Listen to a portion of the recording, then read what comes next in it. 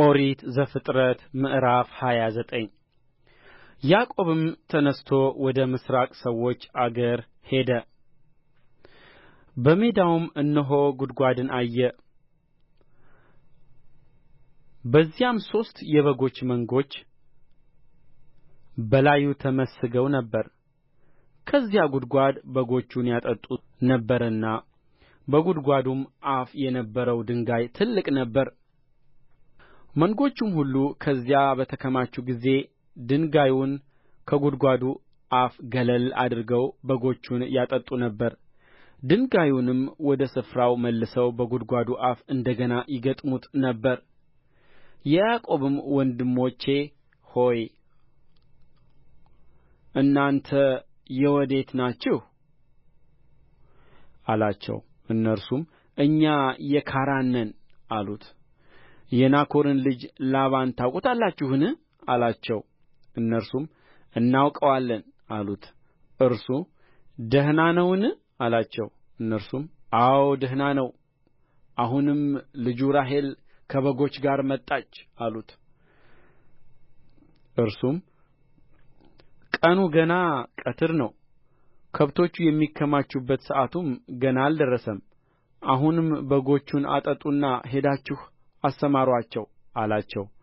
እነርሱም አሉ፣ መንጎች ሁሉ እስኪከማቹና ድንጋዩን ከጕድጓዱ አፍ እስኪገለብጡት ድረስ አንችልም።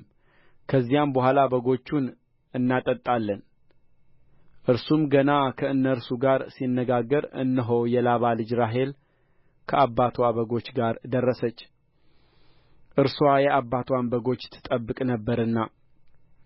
ያዕቆብም የእናቱን ወንድም የላባን ልጅ ራሔልንና የአጎቱን የላባን በጎች ባየ ጊዜ ቀረበ፣ ከጕድጓዱም አፍ ድንጋዩን ገለበጠ፣ የአጎቱን የላባን በጎችንም አጠጣ። ያዕቆብም ራሔልን ሳማት፣ ቃሉንም ከፍ አድርጎ አለቀሰ። ያዕቆብም የአባትዋ ዘመድና የርብቃ ልጅ መሆኑን ለራሔል አስታወቃት። እርስዋም ሮጣ ሄዳ ለአባትዋ ይህን ነገር ነገረችው። ላባም የእኅቱን ልጅ የያዕቆብን ወሬ በሰማ ጊዜ ሊቀበለው ሮጠ፣ አቅፎም ሳመው፣ ወደ ቤቱም አገባው። ነገሩንም ሁሉ ለላባ ነገረው። ላባም በእውነት አንተ አጥንቴ ሥጋዬም ነህ አለው። አንድ ወር የሚያህልም ከእርሱ ጋር ተቀመጠ። ላባም ያዕቆብን ወንድሜ ስለ ሆንህ በከንቱ ታገለግለኛለህን? ምንዳህ ምንድር ነው? ንገረኝ አለው።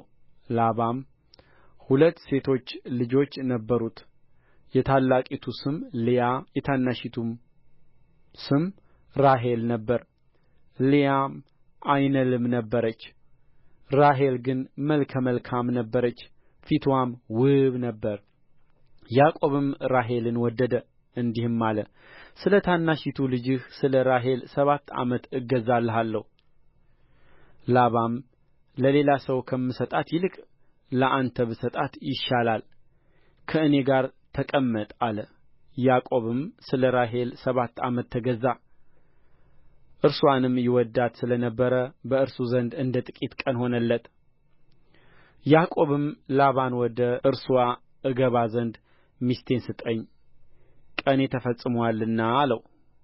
ላባም የዚያን ስፍራ ሰዎች ሁሉ ሰበሰበ፣ ሰርግም አደረገ። በመሸም ጊዜ ልጁን ልያን ወስዶ ለያዕቆብ አገባለት። ያዕቆብም ወደ እርስዋ ገባ። ላባም ለልጁ ለልያ ባሪያይቱን ዘለፋን ባሪያ ትሆናት ዘንድ ሰጣት። በነጋም ጊዜ እነሆ ልያ ሆና ተገኘች። ላባንም ምነው እንደዚህ አደረግህብኝ? ያገለገልሁህ ስለ ራሔል አልነበረምን? ለምን አታለልኸኝ? አለው። ላባም እንዲህ አለ፣ በአገራችን ታላቂቱ ሳለች ታናሺቱን እንሰጥ ዘንድ ወግ አይደለም።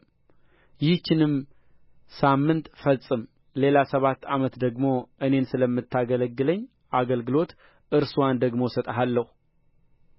ያዕቆብም እንዲህ አደረገ፣ ይህችንም ሳምንት ፈጸመ።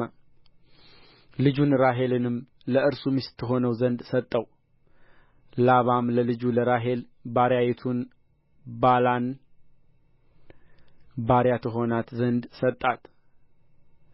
ያዕቆብም ወደ ራሔል ደግሞ ገባ፣ ራሔልንም ከልያ ይልቅ ወደዳት።